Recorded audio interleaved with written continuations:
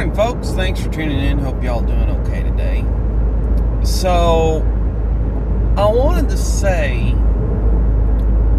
one last thing about the 50th and final Knob Creek machine gun shoot. So, my wife, my brother-in-law, and I went to the shoot, and we knew that it was the last one, but we were ignorant as to how insane that would make everything trying to get there. Traffic was backed up quite a bit. It took us 30-40 minutes to get close, and then we spent another 40 minutes to an hour attempting to park the car, and this wasn't even on the biggest day of the shoot. So the place is packed. Food lines are insane. We didn't really eat all that much before we left, so trying to, get just a hot dog, couple bottles of water, we ended up standing in line for over an hour to do that. It was insane how busy everything there was. But the one thing that really struck me is my wife, brother-in-law, and I, we had gone through a decent part of the vendors that were there out back, and looked at the stuff and poked around and all that, had our fun. Wife decided she was going to get in line to get some food and a little something to drink, and we're standing there, and they start coming over the loudspeaker. I didn't know the precise schedule for the main range to open up. So they say, hey, we're going to start shooting here in a few minutes. And so we start making tracks to head up to the main range where we can sit and watch whatever's going on. The owner of the range, and I want to kind of fill in on the backstory just a touch here. His father started everything 50 years ago that went on there. He started the range. The range was family property, and he decided that he was going to start the machine gun shoot. He carried that on for a number of years. I don't know exactly how many. Passed the torch on to his son, and then his son carried that on for a number of years. I'm wanting to say it was either in 2012 or 2015, I don't remember exactly, because there was one time I went with my dad to go, and then another time I took my wife to go to the shoot. And he announced that his father had just passed away, and I remember feeling very sorry for him. Well, anyway, he fast forward, spoke with a security guard while I was there. He said they're just getting old and tired of doing it, because as soon as they get everything packed in from this, they're typically on the phone lining up vendors and getting noise permits, parking permits, police, EMS, everything that you need for a huge overflow event. Imagine, the easiest way to put it is, imagine a state fair held place on a farm without the traffic handling capacity on the roads nearby. That's kind of what's going on. So he's just tired of doing it. Okay. Gets on there, talks to people, hey, thank you guys so much for coming out here today. We're buried alive in people. I appreciate your patience in parking and lines and all that. We're doing everything we can. Appreciate your all's patronage over the years and whatnot. And I want to say a quick prayer of basically thanksgiving for how much putting an event like that on over the years has blessed his family. So Had a pastor there. He hands the mic over. Now all this is just on loudspeaker. I can't see him. They're in the main range house. So we're walking, heading towards the range. He's saying all this. The second that they start praying, the whole range goes dead quiet. Now, you got to understand, you've got 20 to 30,000 people, I'm estimating, jammed into this property. And, everybody's moving. They're going somewhere. They're looking at something. They're trying to buy something. They're trying to sell something. They're printing off dog tags, which those machines make a unique noise all their own. They sound like a typewriter on steroids. So everything's going on, and everybody, didn't matter what they were doing, where they were going, whether they were a vendor or a spectator or someone purchasing or someone making food, everything stopped dead in its tracks. Prayed for somewhere around a minute. Preacher hands the microphone back off to the guy that runs the range,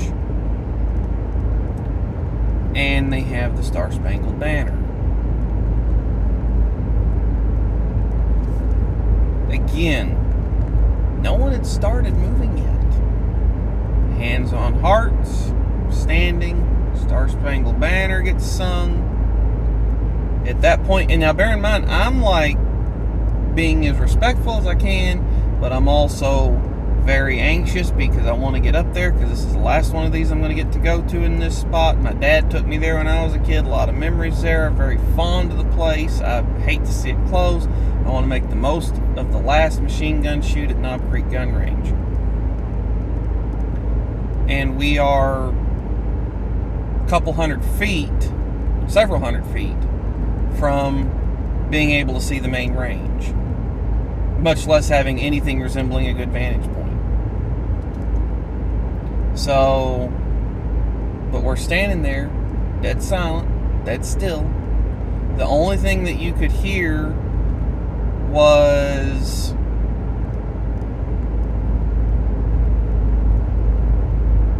the loudspeakers. There was a helicopter that does helicopter rides there, an old Huey. And so you can hear him occasionally because he's, either landing or taking off, or you hear him out in the distance. So that was the only thing you heard in the Star Spangled Banner. She gets done, passes the mic back off to the owner.